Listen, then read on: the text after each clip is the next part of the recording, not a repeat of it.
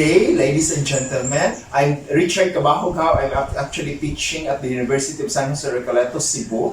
I'm teaching culinary. I'm an instructor and at the same time chef. My advocacy is actually slow food, respect for your ingredients. I always believe that in order to create a respectable food, you also need to respect your ingredients. Respect in a way in how it's grown, how it's produced, and how it's sold to the market. That's the reason why if I buy ingredients, I normally go directly to the farmers. I cut off the middlemen. Because I want also the farmers to benefit most, actually to get the full benefits of their harvest. My name is Christian Lawrence Rivera. I'm a student of Chef Richard Hell, studying Bachelor of Science of Hospitality Management, major in Food and Beverage. And I'm proud to be part of the slow food movement. When you're talking about respecting your ingredients, I've learned that philosophy from some of the greatest slow food advocates. You have the Italian chef Marcella Hassan, and also American chef Alice Waters, an advocate of slow food in California. Now, how do you respect your ingredients? As Alice Waters and Marcella Hassan said, ingredients also has feelings. They get sensitive if you mishandle it. So it's very important that you show respect to your ingredients so that after the cooking process, you'll be able to present a respectable and nutritious food. We're now going to cook the millet, which we washed it earlier. Now, first, we're using here coconut oil. Now, I'm going to add now the onion.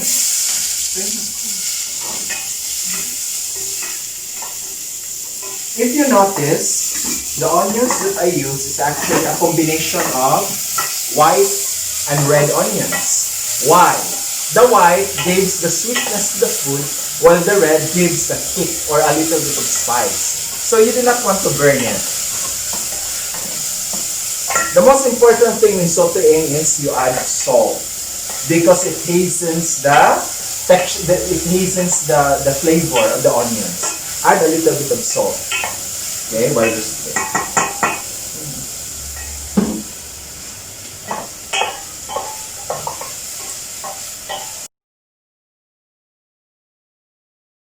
stage, you look at the onions, it's actually sauteed well, it's not burned. So this is the time that you will add the millet.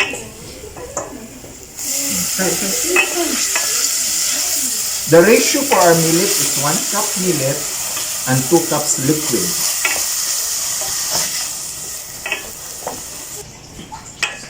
Okay. Now, ladies and gentlemen, if you're familiar with the risotto of Italy, how to cook the risotto, this is almost the same. Meaning to say, you add the liquid one at a time.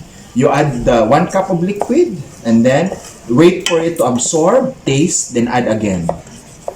Meaning to say, you do not add it all at the same time, like what we do in Asian countries when we cook our rice. Now, you have to observe that if your millet is already, some of it are already sticking at the bottom of the pan, that's the time you add the stock. Chicken stock. I'm using chicken stock, but if you do not have a chicken stock, you can actually use plain water. 1 cup muna at the same time. Now, remember in cooking, you need to decide if the food is done already by tasting it. Remember, I said 1 cup of millet is 2 cups of chicken stock. If you feel that after adding all the liquid, the millet is still raw, anyway, we will steam this later, you can add a little bit more. Do not be intimidated by measurements and recipe. When the millet is almost done, you do not want it to be very soft because remember, you have to wrap. We are still going to wrap it in edible leaves, and then we're going to steam it together with the fish. So this time it's almost done. Now I want to add some banana. Why? Because you have plenty of banana here. You can actually add almost any vegetable ingredients to your millet rice.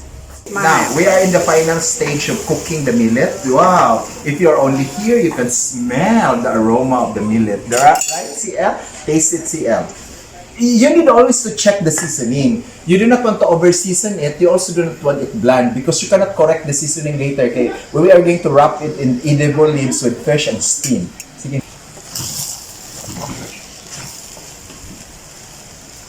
If you notice, I keep on adding vegetables like leeks or spring onions because they have plenty.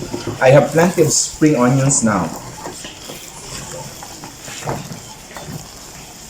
Now, what we're going to do, ladies and gentlemen, is in the final stages of cooking, we're going to add coconut milk. I have a technique in adding coconut milk to food. Make sure that the fire is already, or the heat is off. Because if you add coconut cream and then there's still fire at the bottom of your food pan, it will actually make your food a little bit of oily. Because the heat can actually make the cream separate from the oil. So you do not want to do that. What you're going to do is, when it's already perfectly seasoned, you turn it off. Okay? Now, why do I know this technique?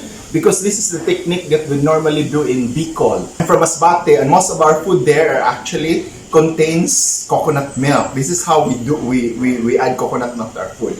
Now, if you notice, please take note. This is actually freshly grated coconut that has been pressed. The top part is what you call coconut cream. The bottom part is what you call coconut milk. We are going to use the cream. But you are not going to throw the water because later on we'll use it for our churros. Okay? So zero waste. Now I'm going to scrape it. Why is it? It's hard because I actually place it inside the freezer.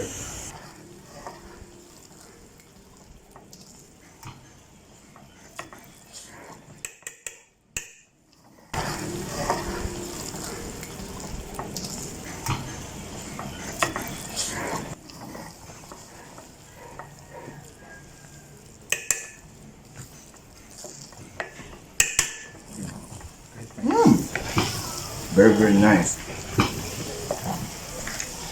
Now,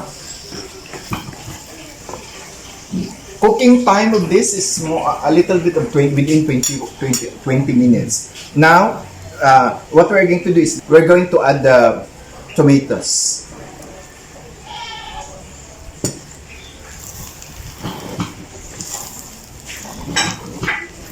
Just to add a little bit of color to your rice.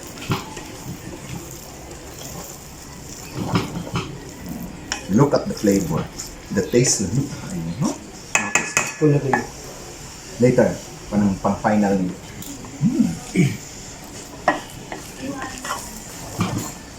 Good. Little bit of salt.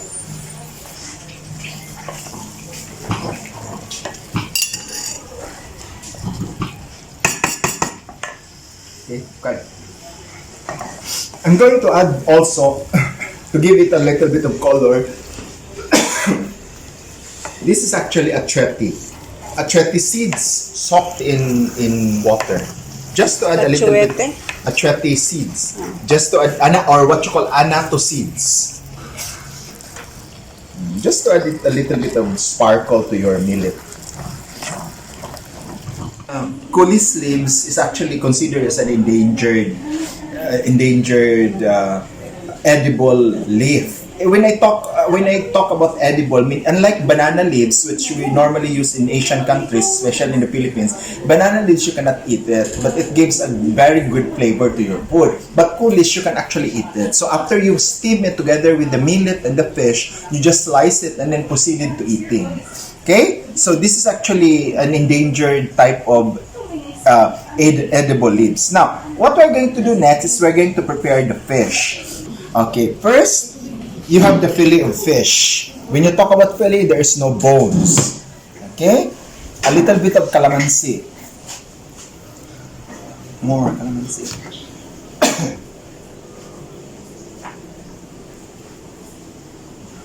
Two more.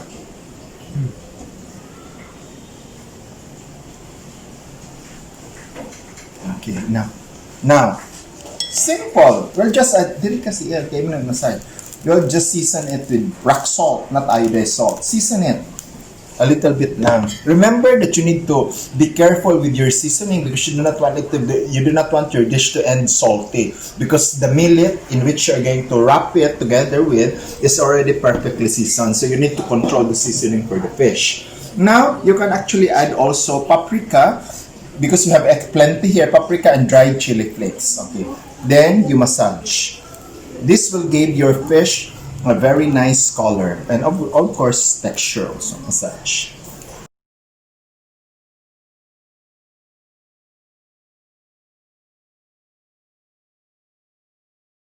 We're going to wrap now. This is the second to the last procedure before steaming. We're going to wrap now the cooked millet together with the fish. First, just a little bit, siguro mga 2 tablespoons of millet will do.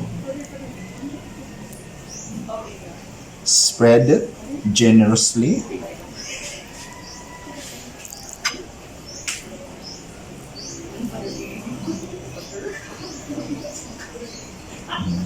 Make sure that you allow a little bit of vacant space from the side, both side, and at the edge, so that when you're going to, we're just going to wrap it very simply.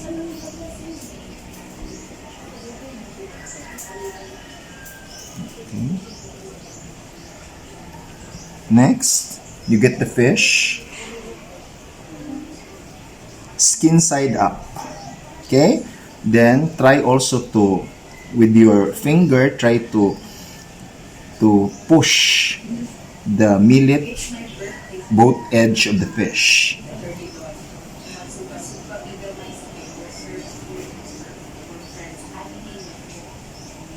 Then you just wrap it. Very simple wrapping. To wrap it, here we are using Kolis. Okay, that will do. Now, I have one tip for you. When you are steaming, you make sure that the liquid is boiling before you actually place the food that you are steaming. Okay, we're going to steam this 20 minutes. The shape is irregular because this is rustic. You do not want it very, very nicely wrapped, intimidating na kaayo. What you do is you can actually slice it. I wash my hands, sanitize it, so don't worry. Okay. Then, you can actually plate it na medyo mag-slanting lang. Then, what you can do is, if you are very fond of chives, fresh herbs, you can use actually any herbs where it will do. Then, I'm going to add the 10. This is actually how do you call this?